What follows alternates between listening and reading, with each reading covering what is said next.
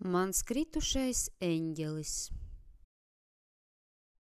Es savam eņģelim norāvu svārku ar vienu pašu rokas vēzienu.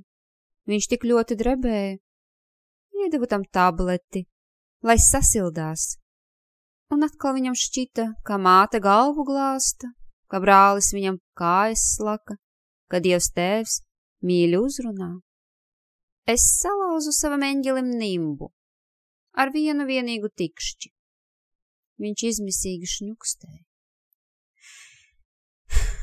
Iedevu tam tableti, lai nomierinās, un atkal viņam šķita, ka virs mākoņiem lidinās, ka dievnams ir mājas, kā ar vaigu var pieglausties mēnesim.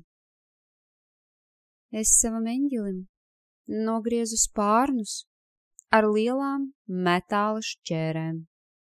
Viņš mežonīgi kliedza. Iedevu tam tableti, lai aizmirstas.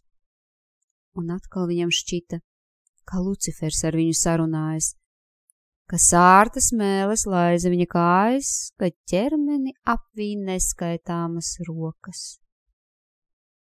Es nogalināju savu eņģeli, nometu no 8. stāva. Viņš nespēja palidot, tikai mūžīgi krita un krita un krita, mūžīgi saucot, piedod.